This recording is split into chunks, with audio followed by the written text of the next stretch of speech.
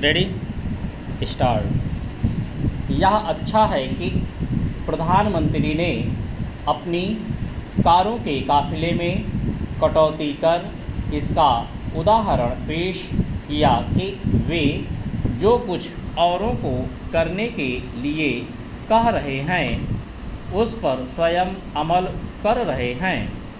उनकी ओर से अपनी कारों के काफिले को छोटा किए जाने के बाद कुछ केंद्रीय मंत्रियों ने भी ऐसा ही किया है। आशा है कि भाजपा शासित राज्यों के मुख्यमंत्री एवं मंत्री भी इसका अनुसरण करेंगे, लेकिन ऐसा ही गैर भाजपा शासित राज्यों में भी दिखना चाहिए। इसी के साथ ही सांसदों, विधायकों, अन्य जनप्रतिनिधियों के साथ नौकरशाहों को भी ऐसा ही करना चाहिए।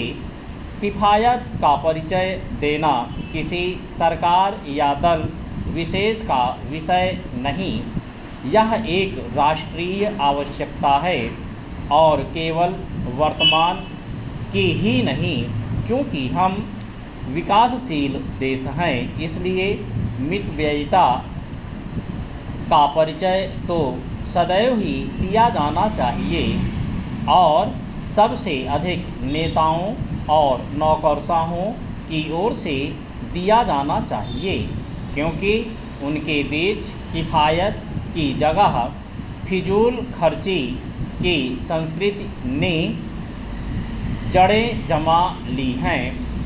यह किसी से छिपा नहीं कि जो जितने लंबे काफिले से चलता है वह उतना ही धमक हनक वाला माना जाता है।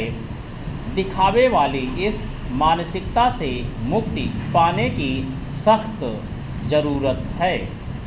चंद आज यदि ऊर्जा संकट के चलते मंत्रीगण 2-3 कारों के साथ चलने को उपयुक्त समझने लगे हैं, तो इसके पहले वे इसकी ज़रूरत क्यों नहीं समझ रहे थे? आखिर ऐसा तो है नहीं कि ऊर्जा संकट के पहले पेट्रोलियम पदार्थों का उत्पादन देश में ही हो रहा था, या फिर उनका आयात बहुत सस्ता था। सरकारी तंत्र को तो इससे कहीं अच्छे से अवगत होना चाहिए कि विदेशी मुद्रा की सबसे अधिक खपत पेट्रोलियम पदार्थों के आयात में ही होती है। सरकार को पेट्रोलियम पदार्थों की खपत में कमी लाने के साथ विदेशी मुद्रा बचाने वाले अन्य दीर्घकालिक उपायों पर भी ध्यान देना होगा।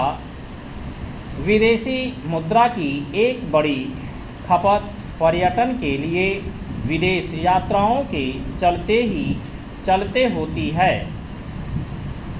ऐसा इसलिए होता है क्योंकि देश में वैसे पर्यटन स्थल और पर्यटकों के अनुकूल माहौल विकसित नहीं हो पाया है, जैसे मालदीव, थाईलैंड और श्रीलंका जैसे देशों ने विकसित कर लिया है। यह तब है जब भारत पर्यटन स्थलों की दृष्टि से कहीं अधिक समृद्ध है। इसके बाद भी स्थिति यह है कि अब लोग शादियां, पार्टियां आदि करने के लिए भी विदेश जाने लगे हैं। विदेशी मुद्रा की एक बड़ी खपत विदेश पढ़ने जाने वाले छात्रों के कारण भी होती है। हमारे छात्र बड़ी संख्या में विदेश पढ़ने के लिए जाते हैं, क्योंकि देश में गुणवत्तापूर्ण शिक्षा के केंद्र विकसित नहीं हो पा रहे हैं। अच्छा हो कि सामान्य दिनों में भी फिजूल खर्ची पर लगाम लगाने एवं विदेशी मुद्रा बचाने की संस्कृति विकसित की जाए।